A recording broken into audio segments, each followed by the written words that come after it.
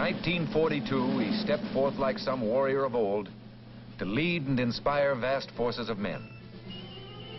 At a pace never equaled, his Third Army swept across the continent of Europe. No American leader was more colorful and more successful.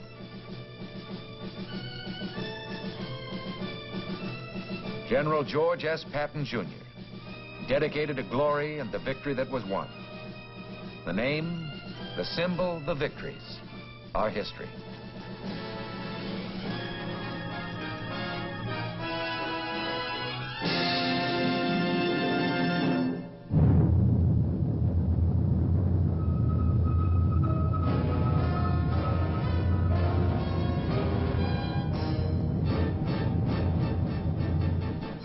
The United States Army presents The Big Picture, an official report produced for the armed forces and the American people.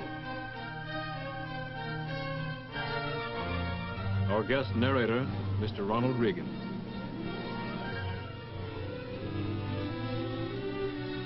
It's not easy to believe that George S. Patton, Jr. was once just Georgie.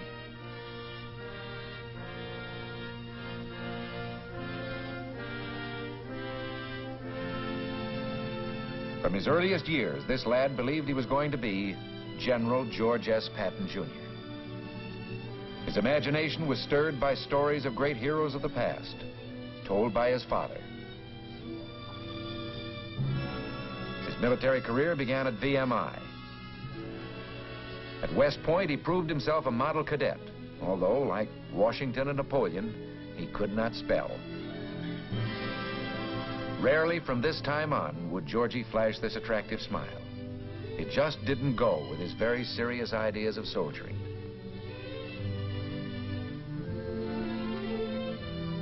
He established the first football team for soldiers to keep them from wasting their off hours in drinking and gambling.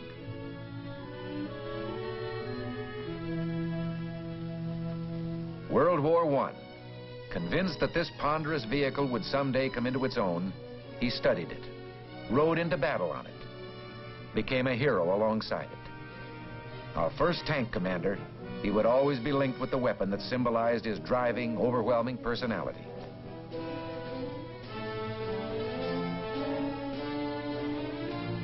After the war, the tank school at Fort Meade. Two officers here shared a deep military interest, Ike Eisenhower and Georgie.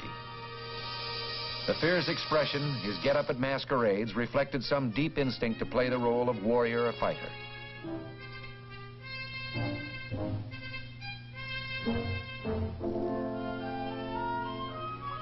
His wife joined in, sensing that even in fun, these roles suited her soldier husband.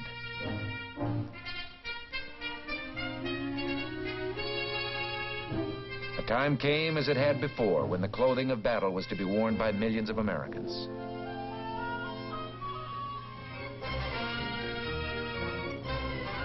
November 1942, in command of American forces for the invasion of North Africa, Lieutenant General George S. Patton, Jr.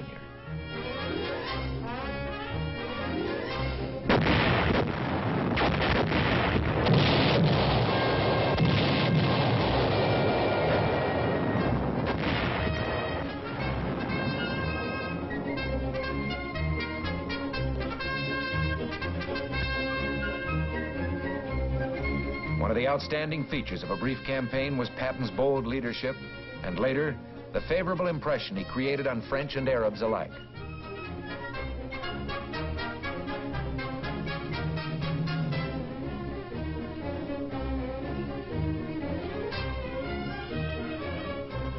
Long-range plans could now be discussed. Plans which would cast America's toughest general in a leading role. Meanwhile, a battle was raging to the east in Tunisia.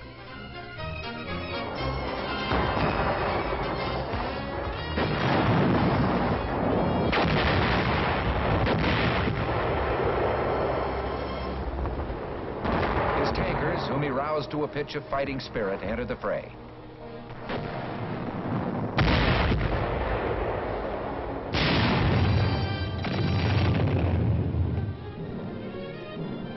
Allied leaders such as General Alexander sensed Patton's remarkable military gifts, his judgment, his sure instinct for what the enemy would do.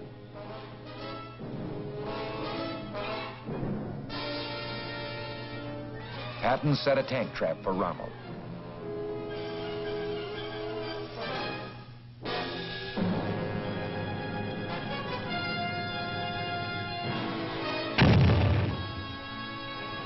Rommel marched right into it. His 10th Panzer Division lost half its 60 tanks, retired, and never attempted a counterattack.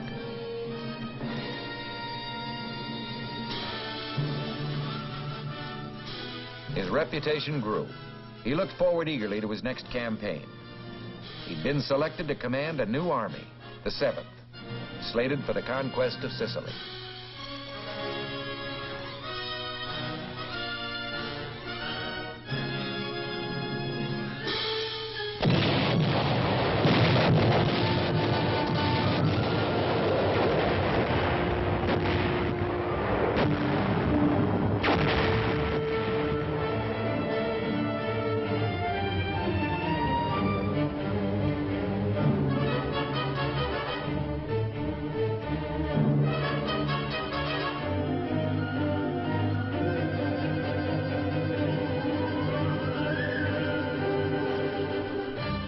Order of the day from Patton to his men.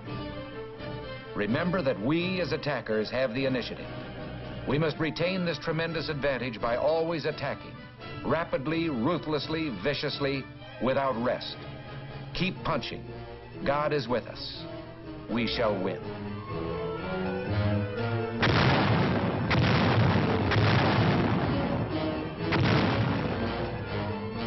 Attack, attack, and when in doubt, attack again. Patton's major principle for fighting battles or a war.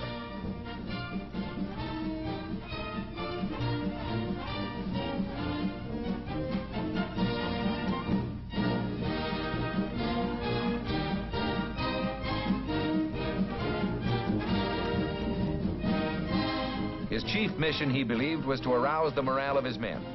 He urged them on, certain that speed and boldness could shorten the war.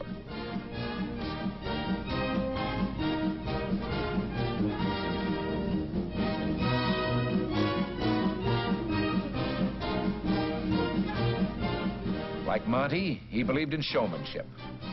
But he was aware that if the act could not be carried off in fine style, the men would see through it. Both leaders used every means to inspire the troops of their vast command.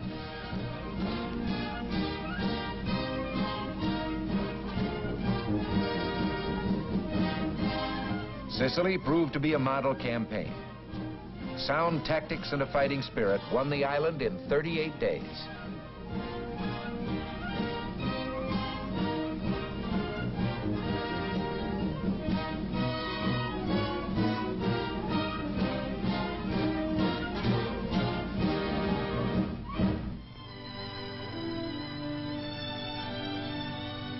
The Supreme Allied Commander paid a visit. Passionately involved in the work at hand, Patton had acquired a reputation for being tempestuous, sometimes rash. There was a question as to his role in the invasion of Fortress Europe.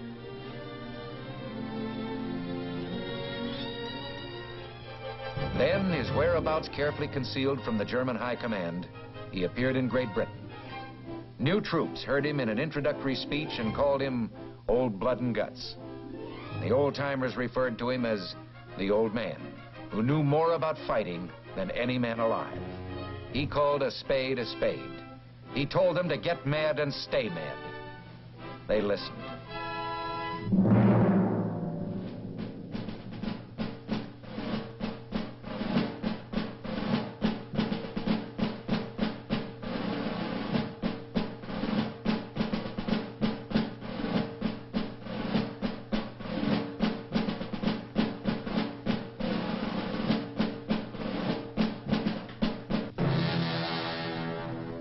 On D-Day, behind Bradley's First Army, another army assembled. Patton's Third. With plenty of armor, this outfit was like its commander. Fast, hard-hitting, spirited, spectacular.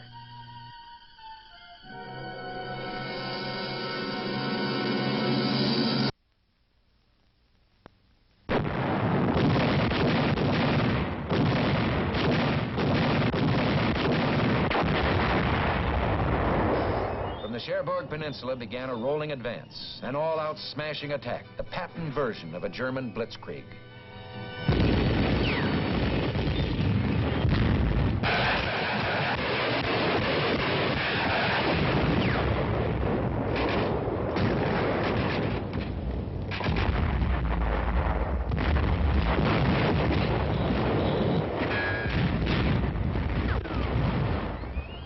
The old man had said, the harder we push, the more Nazis we'll kill. And the more Nazis we kill, the fewer of our men will be killed. Pushing means fewer casualties. The 3rd took the old man at his word and found he was right.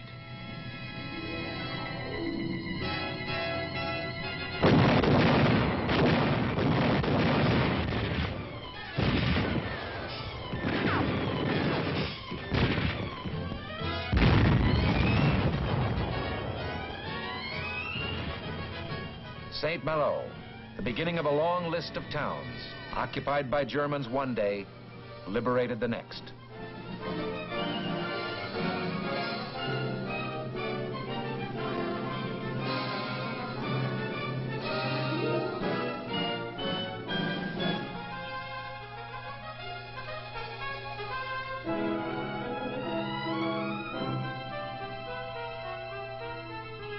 At the head of a vast crusading army, a man fulfilling a destiny he had dreamed of since early youth. The attacks now were in all directions at once, toward the south and north, and east toward Germany.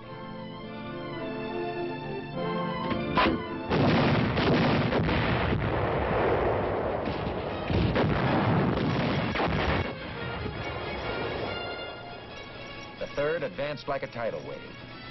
The enemy's response was fear. He told his men, in the last 2 weeks, the 3rd has advanced farther and faster than any other army in history. My intention is to move farther and faster still. Outrunning its maps, the 3rd Army crossed the Seine.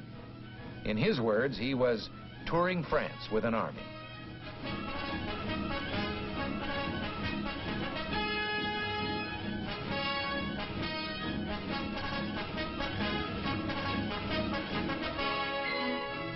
He was everywhere at once, covering the great distances within his command.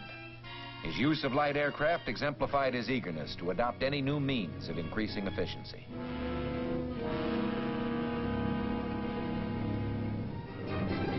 Throughout, the 19th Tactical Air Command of the 8th Army Air Force gave incredibly close support.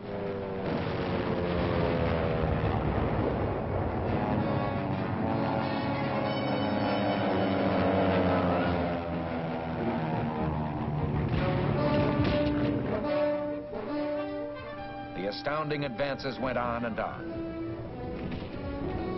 Patton saw nothing in the way.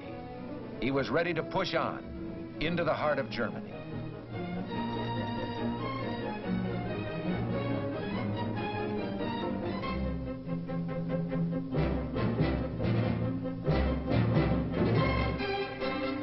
Struggling to keep up with his fast-moving front was a miraculous supply effort known as the Red Ball Express.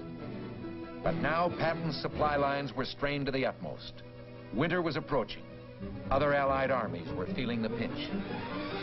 The 3rd was ordered to hold up, to take the defensive. Nothing but defeat itself could have made the general more depressed.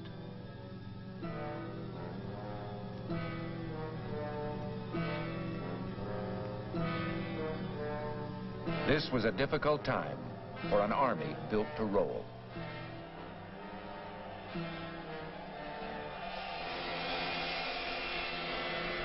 The tension for Patton was finally eased. He was assured by his old friend that the 3rd would eventually receive adequate supplies to resume what they had begun. Patton urged his leaders to keep high the morale created during the offensive. He himself delivered the pep talks for which he was famous, giving credit, instilling pride, urging men to even greater deeds. Then, the green light. In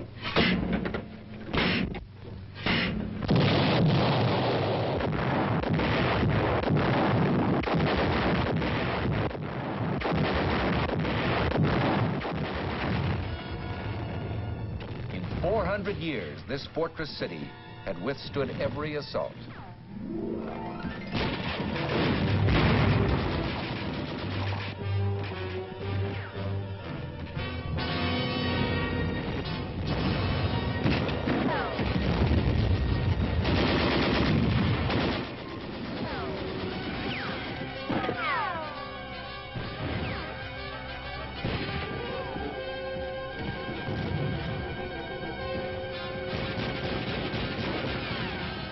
Metz was no cheap victory. But the fall of this highly regarded fortification bore out Patton's belief that no defense position had ever been successfully defended.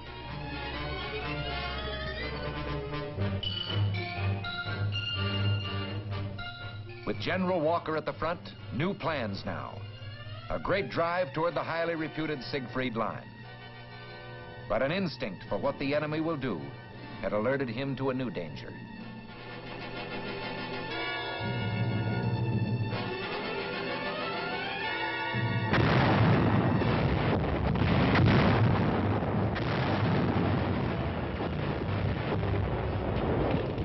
Field Marshal von Rundstedt struck with 20 divisions on a 40-mile front. The Battle of the Bulge.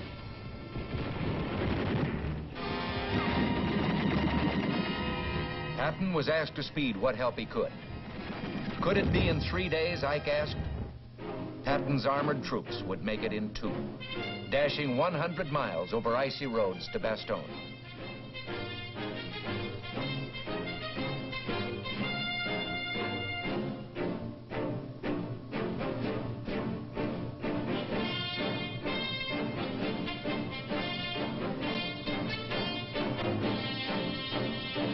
Then, at the heart of a major attack, Patton's concentrated armored power.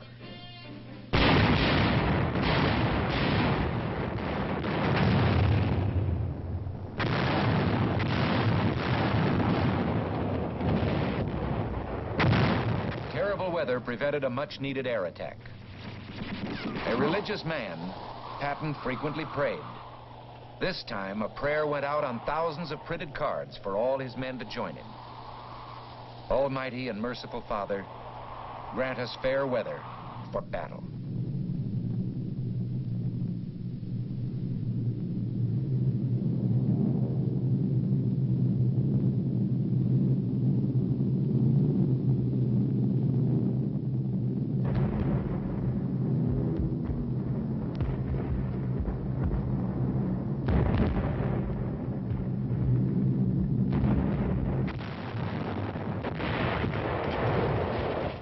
The enemy was on the defensive. In Patton's book, they were destined to fail.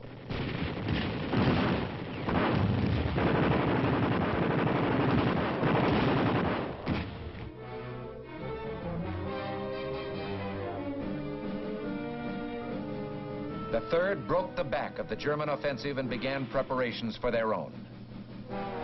Always the old man pushed them harder than anyone had pushed them before. Always the results were more than they might have expected.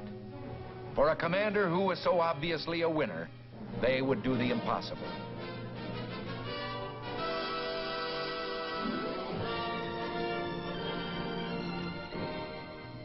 Patton believed in decorations, in recognizing and exalting the heroic qualities of his men. And they sensed his sincerity when he used words like duty, patriotism, and loyalty. To him, these words had real meaning.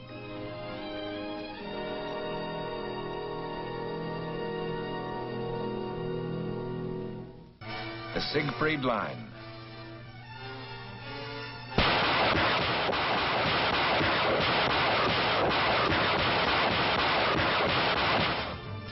In Patton's words, this monument to the stupidity of man cracked easily.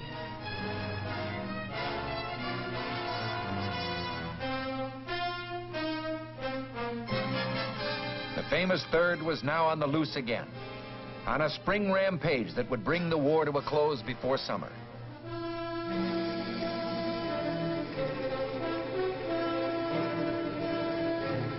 Again, Patton's army was going beyond expectations.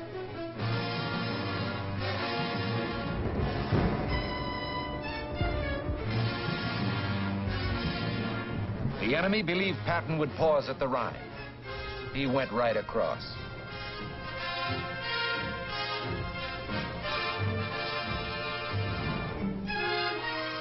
Now, along a wide front, his divisions fought toward the final goal.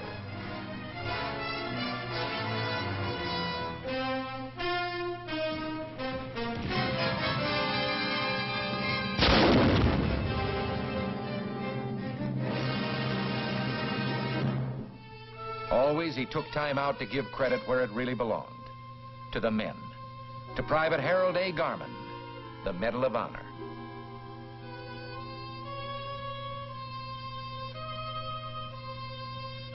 Exalting sacrifice, Patton never dwelt long on the horrors of war. But as his Third Army overran concentration camps in Germany, he saw horror of a new kind.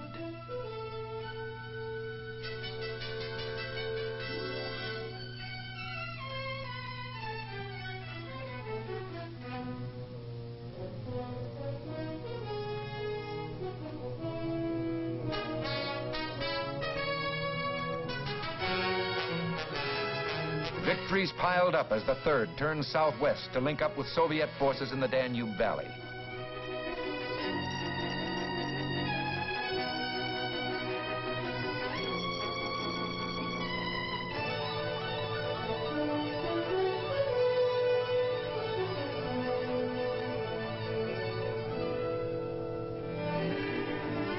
It was over. For a moment, Patton relaxed his carefully maintained role of colorful leader to be himself.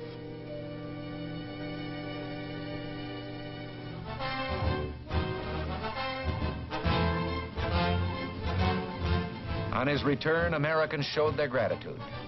In General Pershing's words, it didn't hurt America to have a general so bold that he was dangerous.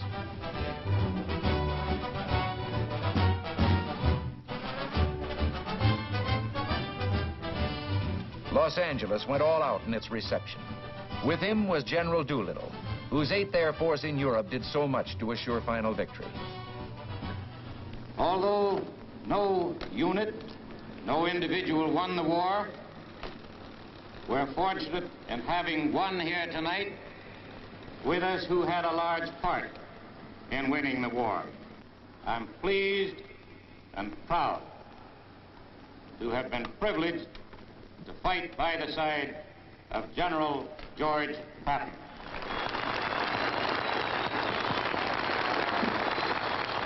Your Honor, the Mayor, General Doolittle, soldiers, ladies and gentlemen, coming over here, there was a very great lesson. The first 4 hours, we passed over a destroyed land, utterly destroyed. You who have not seen it do not know what hell looks like from the top. That's what Germany looks like. That's what Austria looks like. That's what any place that the 8th Air Force and the 3rd Army worked on looks like.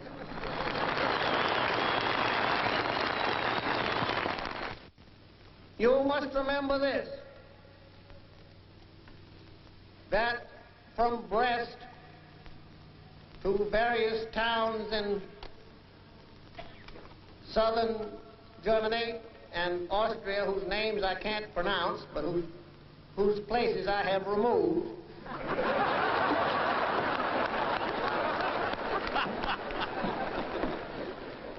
the trail of the 3rd Army and the 19th Tactical Air Command and the 8th Air Force is marked by more than 40,000 white crosses, 40,000 dead Americans. Few realized how deeply he felt about his men.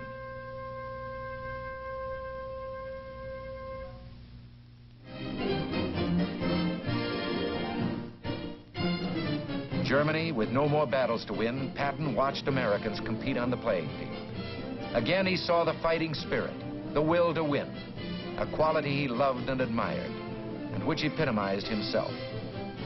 Struggle was the test of a man. War, the supreme struggle, provided the highest test.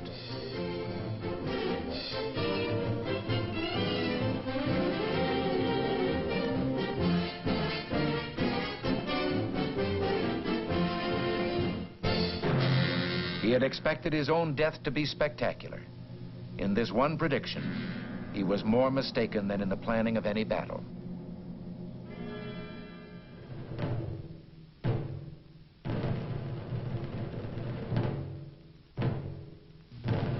He died of injuries received in an automobile accident 4 months after the end of the war.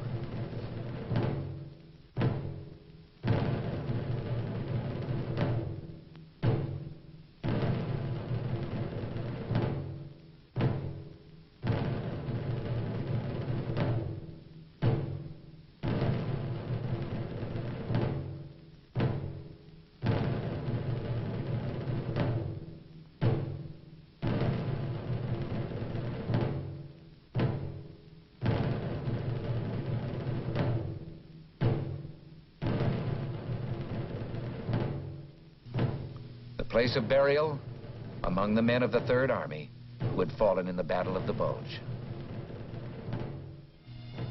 His personality lives on in his statue at West Point.